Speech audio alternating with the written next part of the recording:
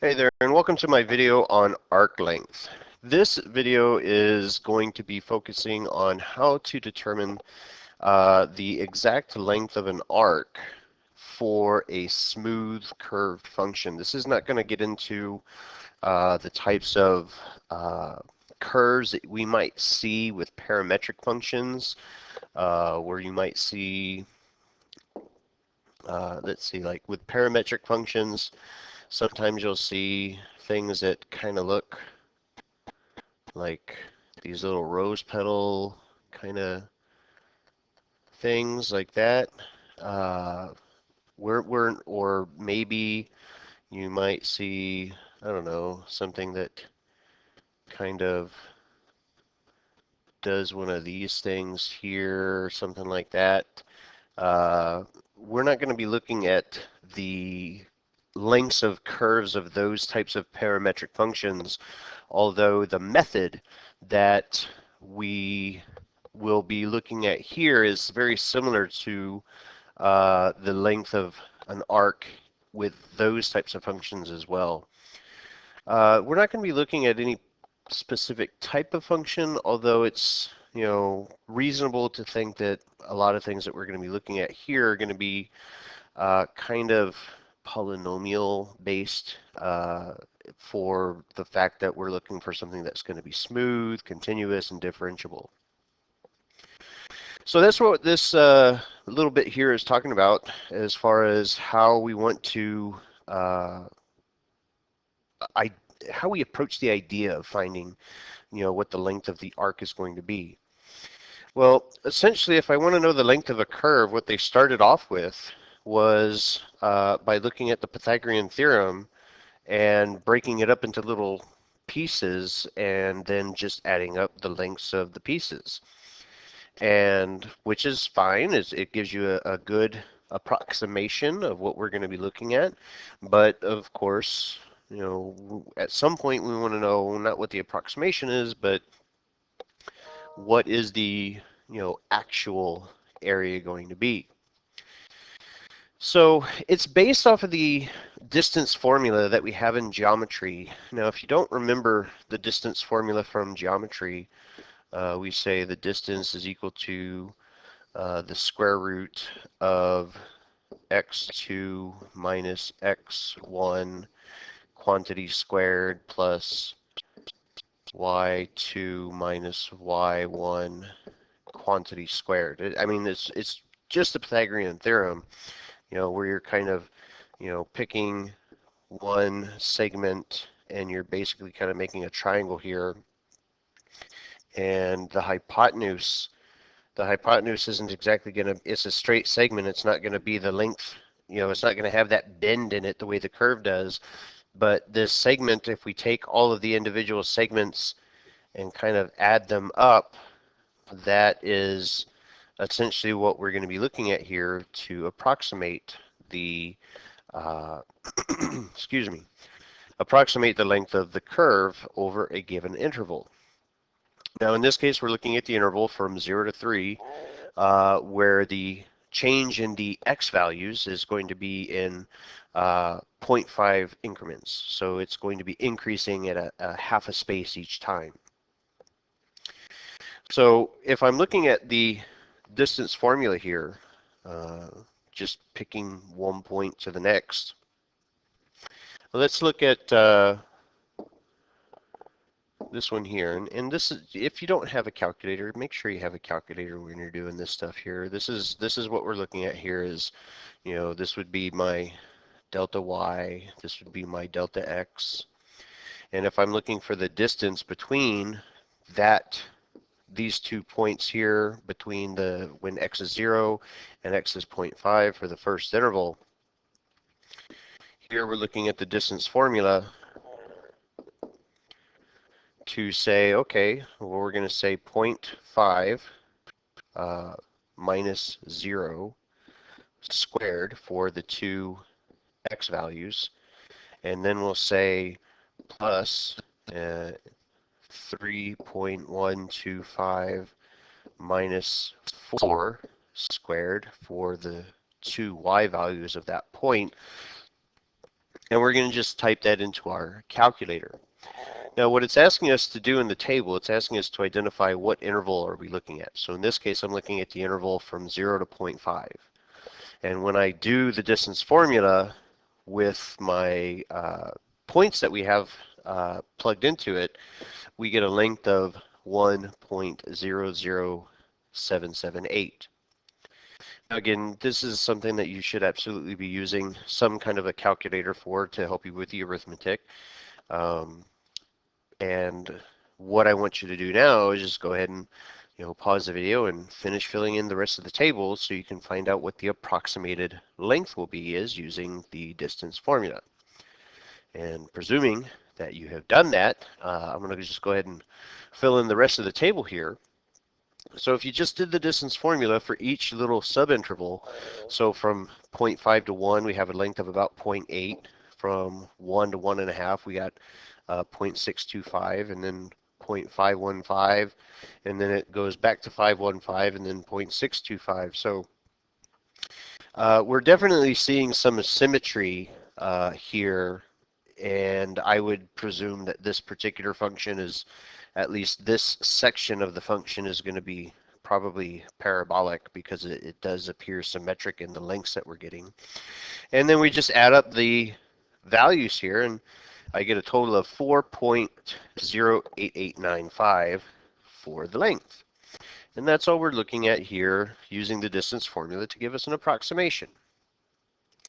Now you can imagine that if I wanted to know what the exact area is, or not the exact area, but the exact length, the way that we would get closer and closer and closer to the actual length of the arc would be to divide these subdivisions up into smaller and smaller and smaller segments of delta x, ultimately approaching the limit value. This is where we're going to get into our, pardon me, the idea of an exact, I'm sorry, not an exact something, but this is where if we keep dividing up into smaller and smaller and smaller intervals to find the exact length of a segment of an arc, not a segment, but an arc over a given interval, that means that we're heading into the realm of what a definite integral is. So how do we figure out what we're going to be looking at? In this case here, this is where they're kind of talking about, well, this is how we know when we can use the length of an arc here. We want it to be smooth, we want it to be continuous, we want it to be differentiable, which is again probably why a lot of these are going to be based on polynomial type functions, because those are going to fit all of those characteristics, and we would just be looking at some random interval of that polynomial segment.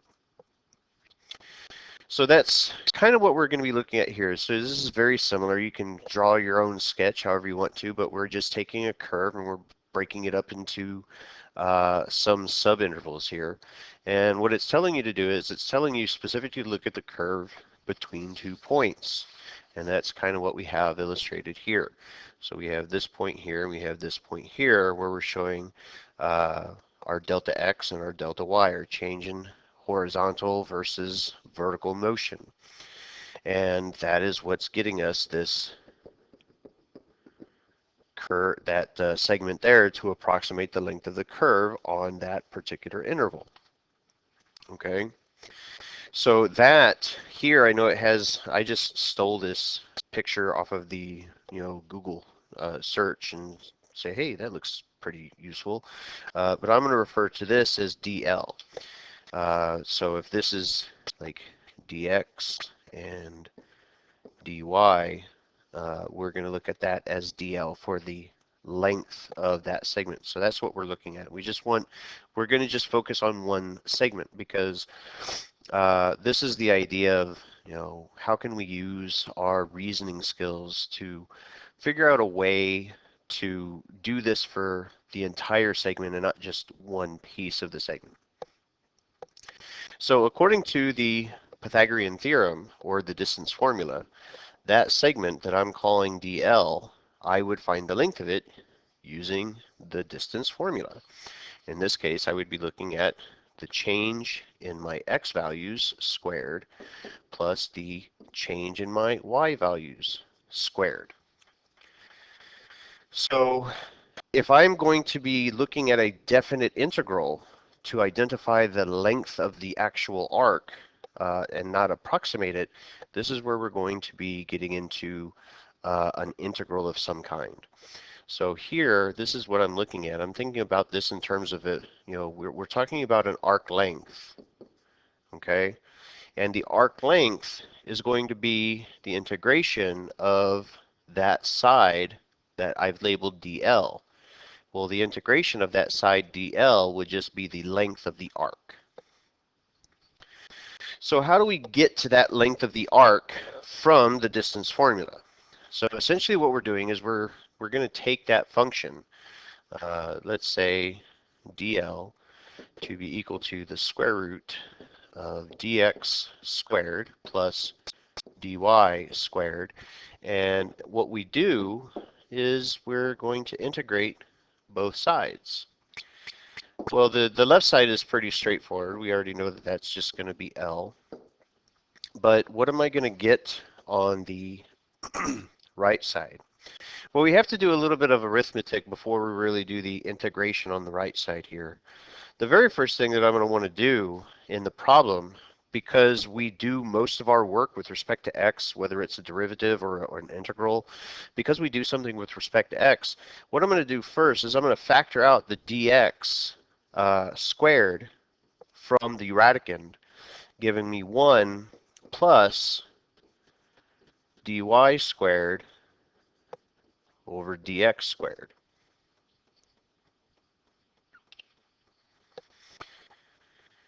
Now, at this point here, the square root of dx squared is just going to be dx. And underneath the radical, we are left with a 1. Essentially, we have the sum of two squares here. So I'm going to just say plus, and I'm going to put it in parentheses, dx, nope, not dx, dy is on top,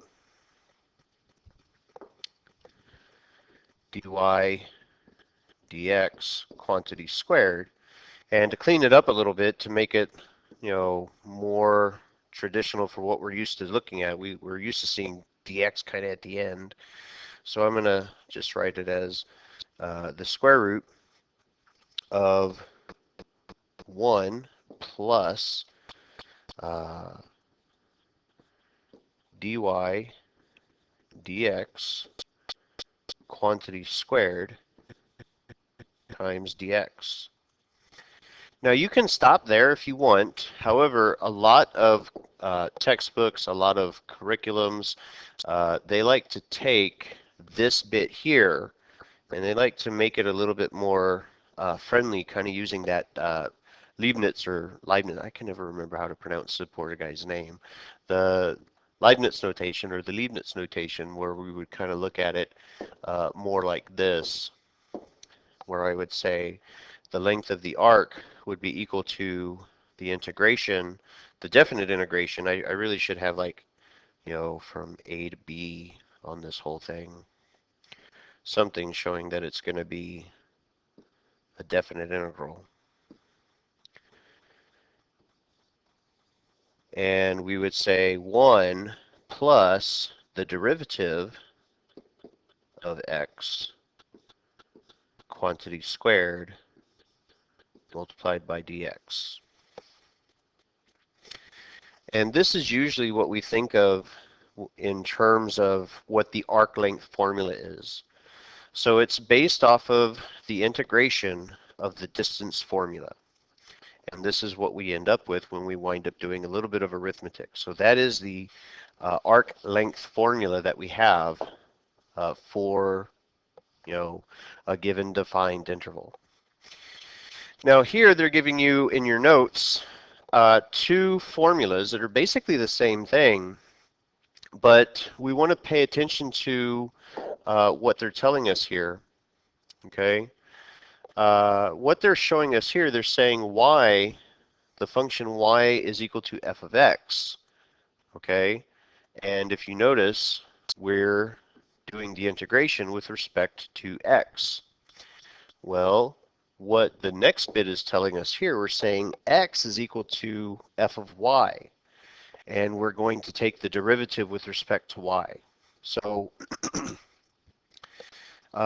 you do need to pay attention to which direction, either horizontal for x or vertical for y, that you're looking for the length of, whatever the arc happens to be. Okay, so a lot of times what they'll do here on the one on top, they might give you your, they might just give you your definite integral, where there's just saying a to b like this. Oh, I don't want to, give me my pen back. Here we go. From a to b, but they might just have it, like 1 to 2, whatever that is. They might have it as 1 less than or equal to x less than or equal to 2, like that. And here, they'll still give you the same thing at the bottom, okay, but you really need to pay attention to what is this thing here. Are we doing it with respect to x, or are we doing it with respect to y?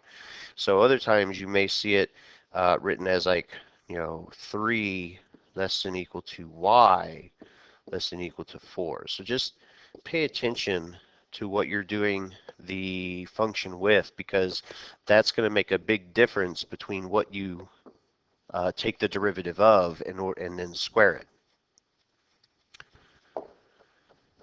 So let's take a look at this first example here. This one's not going to be, too terribly difficult to look at. In this case, they're giving you something, excuse me, they're showing you that we're doing it with respect to x.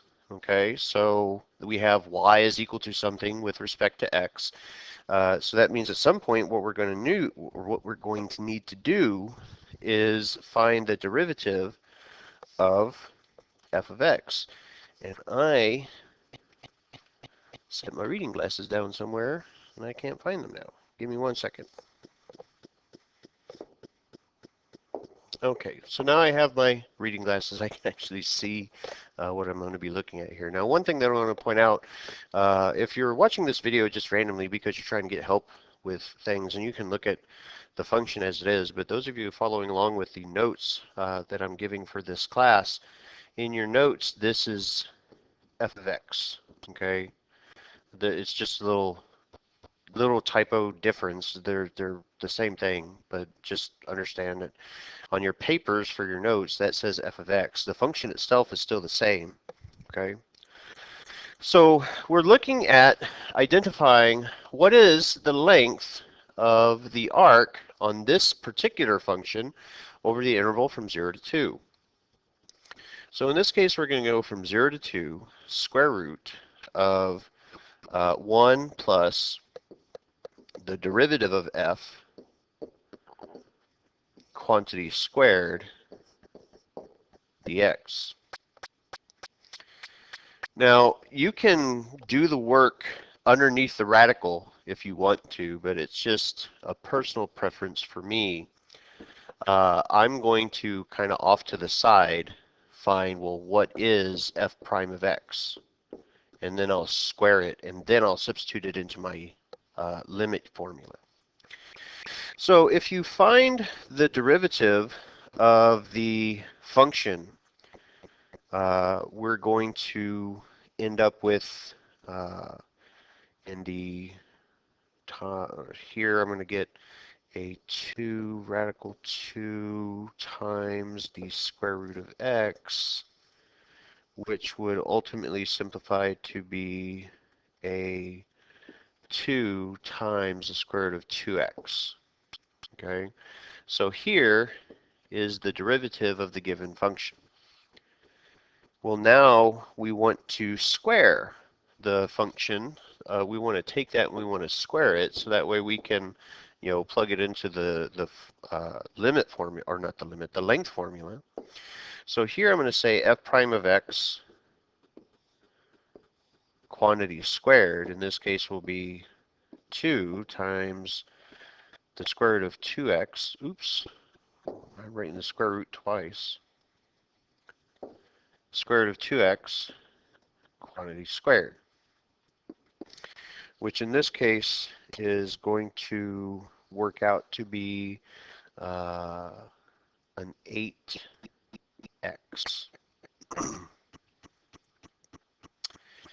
And now what I'm going to do is I'm going to take that 8x and I'm going to substitute it in here for f of x squared. And so let's go ahead and do that. So we have the limit. I'm sorry, the limit. I see the L and I want to think the limit. The length from 0 to 1, I put a 2 here, that's a 1, of the square root of 1 plus 8x dx. Now all of this stuff here that I did on the left side here, you could do all that work underneath the radical. I just find it easier to find f of the derivative, the square of the derivative off to the side. It's just a personal preference of mine. Well, so now that we have this, at this point, now this is where we want to integrate.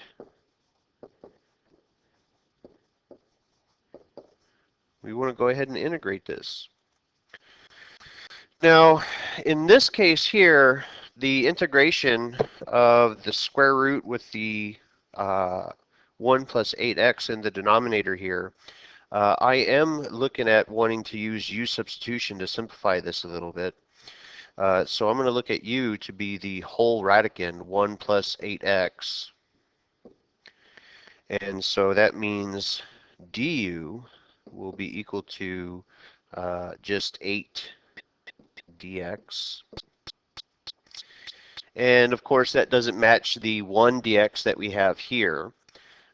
So I'm going to get 1/8 as a constant, 1/8 du to be equal to dx.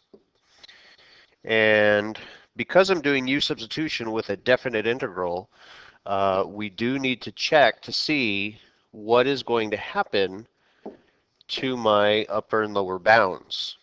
Okay, so in this case, when x is equal to the lower bound 0, what is u going to be equal to? Well, if we just plug in the 0 for x, 1 plus 8 times 0 is going to give me a u value for my integral to be 1. And when x is equal to 1, then my u value, 1 plus 8 times 1, will give me a 9. So let's see where we're at now when I rewrite my integral doing my u substitution. So we're looking at our length. We're looking at our length to be equal to the integral from 1 to 9 for my u substitution of the square root of u, which square root of u, I'm going to just write that as u to the 1/2 power.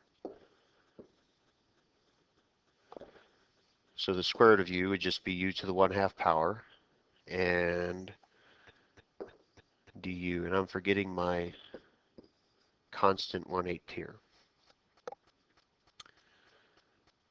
So let me write that a little more cleanly so that way we see exactly what I'm substituting here.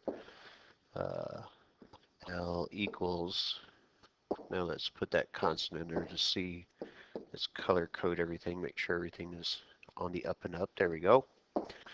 And now we can do the integration more simply with our u substitution.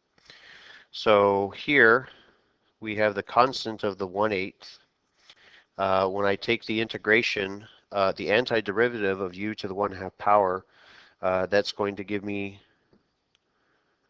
2/3. You know, we'll just put this in bracket, 2/3 u to the 3/2 power. And in this case, we're evaluating it from 1 to 9. So I'm going to just go ahead and pull out the 2/3 and multiply it to the 1/8. So that'll give me 2/24 or 1/12. And then we'll say 9 to the 3/2 power minus 1 to the 3/2 power. And let's close that bracket.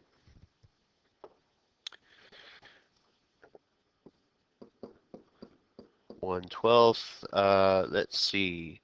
9 to the 3/2 power. That would be like the cube root of 9 squared. Let's see. That one's going to work out to be a 27. And of course, 1 to the any power is just 1. So 1/12 times 26 will give me my overall length of 26/12, which would simplify to be 13/6. And I don't know what that is as a decimal because it didn't work it out, but that is the overall length of that particular arc. So I'm going to go ahead and do one more for you here as an example, and then I'll ask you guys to try and take over and work a problem out and see how you do. Find the length of the curve here from 0 to 3. So again, we want to pay attention. What are we doing the interval along the x-axis or the y-axis to know what do we actually take the derivative of. Okay. So again, here we have the length to be equal to the square root of 1 plus the derivative, in this case in terms of x, quantity squared dx. So the first thing I want to know is what is the derivative, and then what is it going to be when I square it. So again, kind of off to the side here, I'm going to find the derivative. So f prime of x, in this case, is going to give me, and we have to use the chain rule here on this one, and ultimately when I'm done, I'm going to wind up with 2x times x squared plus 1 raised to the 1/2 power. That's the derivative. And so now when I square that, so f prime of x squared, we will square that whole thing. So 2x times x squared plus 1, 1/2 power, everything squared. So here we're going to just kind of, we can take because everything inside of the brackets are multiplied, we can basically just distribute the two exponents, all of the exponents on the inside.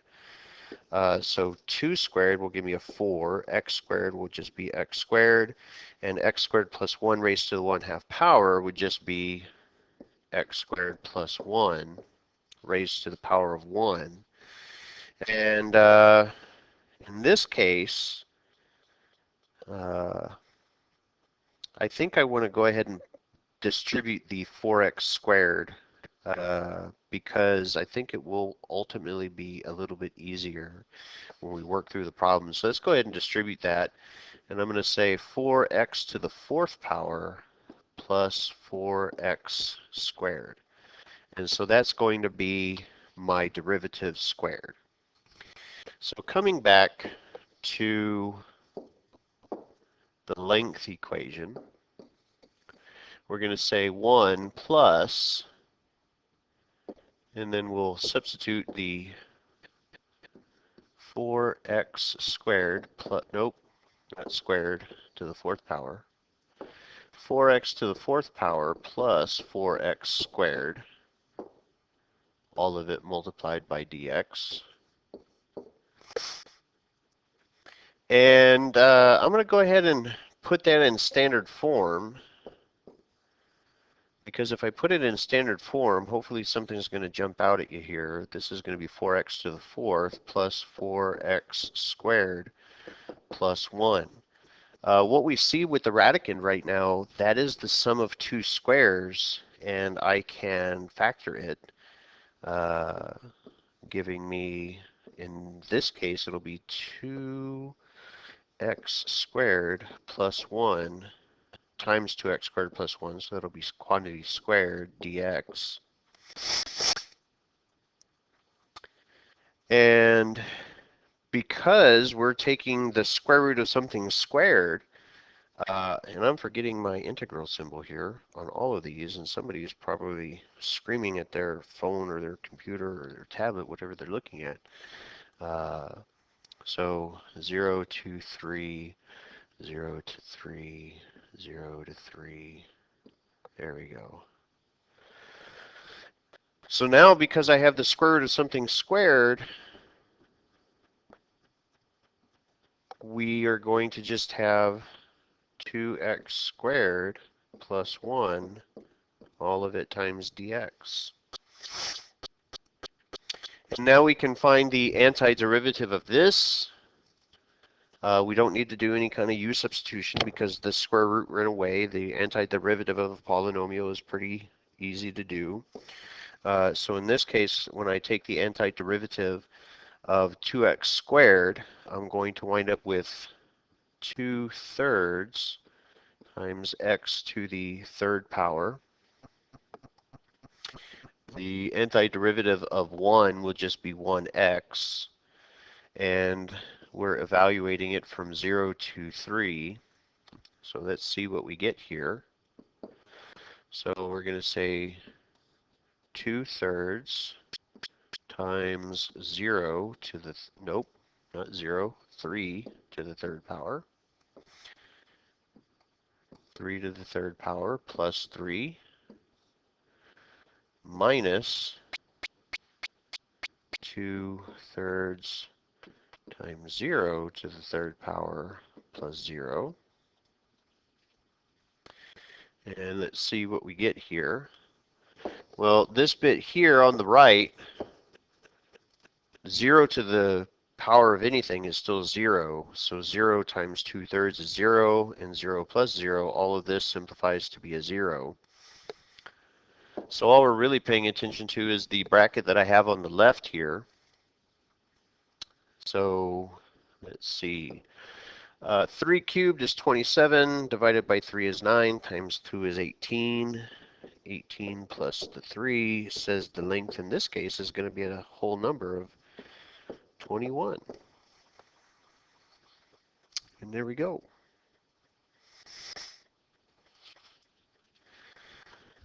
So here, this is the example that I definitely want you guys to try working out on your own. Now in this case, pay attention because it is telling you that it is calculator active.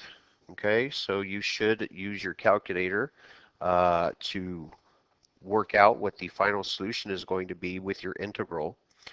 But go ahead and pause the video, work it out, and when you're done, hit play, and the answer will magically appear on the board so you can check your work with mine. Ta-da! There it is. I told you it was magic. So looking at the formula, again on the right side in red, I'm just kind of writing the general equation, and we're looking at it as 1 plus, of course, the square of the derivative. In this case, the definite integral is from 1 to 8. So finding the derivative of the 2/3 x to the 2/3 power, I get 4/9 times x to the negative 1/3 power. And then I square that, and I wind up with 16 over 81 times x to the negative 2/3 power. So I just do that, I just take that and I substitute it into the radicand. And at this point here, because it is telling us calculator is active, I'm just using the integral feature on my calculator, and I'm just typing it in exactly as I have it written on the board, and I'm getting about 7.829 for my length, approximate length of this particular arc. Now, so far, hopefully you've been paying attention to what you've been doing your work with respect to. This is the last example that we have in this particular set of material, and this is the first one where you know we're doing it in terms of y now instead of x, and it's very, very easy to miss that. Especially depending on how the function is written. Now here the function is written where x is equal to something in terms of y, so hopefully that would be a clue also. But in this case they're being very specific about saying, well, we're looking at the interval on the y-axis from +2 to +3, not the x-axis. Now the idea is still the same. We're still looking at finding the definite interval. So here we're still doing it from 2 to 3. And in this case, we're going to say 1 plus the square of the derivative. But in this case, it's the derivative of y, right? Yes, the derivative of, uh, yes, that just looks weird. Squared dy. Okay. So, in this case, what we're going to be looking at in here, you can kind of think of this as the same thing as f of y. So let's go ahead and figure out what the derivative is. This one looks like it's going to be an interesting problem to find the derivative of. So let's go ahead and work it out, see what we end up with. So again, kind of off to the side, this is where I do the work for the derivative and squaring it. So I'm going to say, in this case, x prime is going to be, let's see, we don't have anything really crazy here. It's just when I take the derivative of the first bit, I'm going to get 1/2 x squared. In the second part of the fraction, when I take its derivative, that'll be a -1/2. Oh, dang it, I'm so used to doing this stuff in terms of x. Y squared and -1/2 y to the -2 power. So in this case, what I'm going to do is I'm going to factor out the 1/2. And the only reason why I want to factor out the 1/2 is because when I square everything, it's going to make, if I have it in factored form, when I square something, it's just going to be easier to square. So 1/2 times y squared minus y to the -2 power. And that is the derivative. So now we are going to square it. So the derivative of x, quantity squared, in this case will be 1/2 times y squared minus y to the -2 power.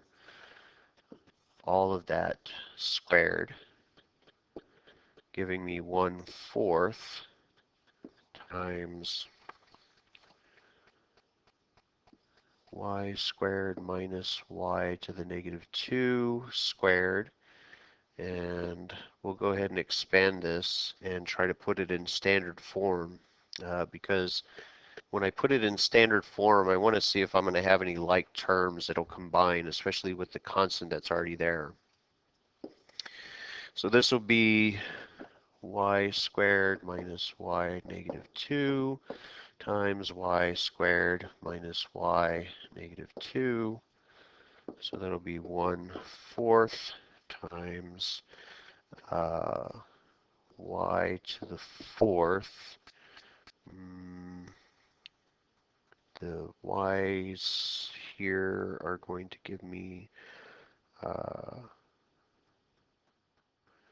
plus a y to the -4th power and then minus a 2 when I go through all of the distribution of the binomials, and then finally distribute the 1/4, and that'll give me y to the 4th over 4 plus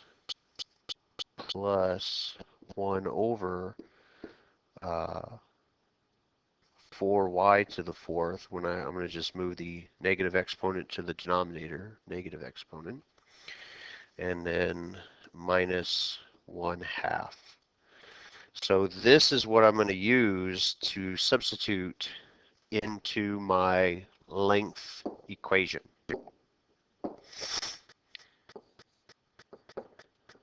So 2 to 3, and we have 1 plus, and in this case we'll color code the derivative squared here. So this will be y to the 4th power over 4 plus 1 over 4y to the 4th power minus 1/2, all multiplied by dy. Okay, so I want to clean up the radicand some, and the easiest way to clean up the radicand in this case looks like I'm going to get a common denominator here. So when I multiply through the common denominator, in this case we're going to end up with 4y to the 4th power plus y to the 8th power plus 1 minus 2y to the 4th power, all of that over 4y to the 4th power. Okay, so let's clean it up a little bit more. Now that we have a common denominator, 2 to 3. Let's put the numerator in standard form as best we can. So the numerator in, and I forgot my dy here. The numerator in standard form, when I combine my like terms, the largest overall term is the y to the 8th power. I have two terms of y to the 4th power, and those will combine to give me a positive 2y to the 4th power. And then we just have the constant of 1 over the 4y to the 4th power, all multiplied by dy. Now in the numerator, again, I'm recognizing that I have something that's factorable as the sum of two squares. So that's what I'm going to do here, is I'm going to 2 to 3 factor the numerator, and in this case the sum of the two squares is going to be y to the 4th power plus 1 squared over 4y to the 4th dy. And now we have even exponents and perfect squares everywhere underneath the radicals, so I don't need to do any kind of u substitution here. We can simplify this. So in this case, I'm going to, when I take the square root of both sides, or not the square root, but if I take the square root of the integrand here, I'm going to wind up with y to the 4th plus 1 over 2y squared, all of it multiplied by dy. And here what I think I'm going to do to help see how it's going to simplify, I'm going to break it up underneath with a common denominator. I'm going to get rid of the common denominator, or I'm going to just separate the fractions now, 2 to 3. So that'll give me y to the 4th over 2y squared plus 1 over 2y squared, all of that multiplied by dy. And we can see that here, this fraction on the left, let's see, what color haven't I used yet? this fraction here on the left, that's going to simplify to be y squared over 2. Yeah, it's just going to be y squared over 2. So keep going, and I'm running out of space here. And I know that I'm just going down. You guys are probably going to have to make some room on your paper working on this. But here, 2 to 3, we have y squared over 2. Oh, looks like it's time to go home. Plus 1 over 2y squared dy. And at this point, it looks like we can just take the antiderivative. We don't need to do any kind of use substitution to simplify this. If you want to, you can take the one on the right, the fraction of 1 over 2y squared, and you can move the y squared to the numerator and make it negative if it makes it easier to see what you're going to get. But when I take the antiderivative of both of those fractions, I'm going to get 1/6 y to the third power. And then in this case, because of the negative exponent, we're going to wind up with a negative 1 over 2y, where the y is in the denominator. And we're evaluating it from 2 to 3. So we're almost done. A little bit lengthy. They give us not only did they throw a curveball at us by doing it with respect to y instead of x, but they're giving us a fair bit of algebra to work with, to work through here. So here I'm going to say 1/6 times 3 to the third power minus 1 over 2 times 3 minus 1/6 times 2 to the third power minus 1 over 2 times 2. And when we simplify through everything here, let's see, we get 27/6 minus 1/6.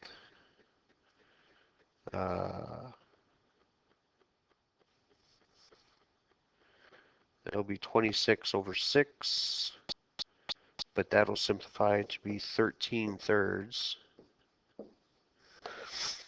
And the second one that we get here, let's see what we wind up with. 8/6 minus 1/4, so we get a common denominator there. Common denominator would be 12. This one's going to work out to be a 13/12, so we're going to say minus 13/12, or 13 over 12. And again, we need to get a common denominator again, multiply the fraction on the left by 4, and subtract by 13, and that'll give me 13/4 when we simplify everything. And that is going to conclude what we're talking about here for the length of an arc. Again, mostly they're going to be, functions that are going to be given to you primarily are going to be smooth and continuous. They're not checking to see, are you looking, are you making sure, is this possible to do? Basically, these types of problems are going to be making sure, can you actually find the length? And pay attention to, are you finding the length on a closed interval on the x-axis or the y-axis? So that way you know what to take the derivative of and square it. And that everything about this is based on the distance formula from geometry. And by taking the smaller and smaller increments, we're working towards our definite integral. So there's the calculus connection to actually get the overall length of the arc. And then it's just a fair bit of arithmetic, depending on a fair bit of algebra, depending on what type of function you were given.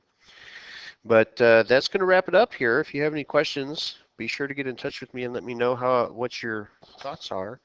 And until next time, guys, thanks for watching. Take care and be good.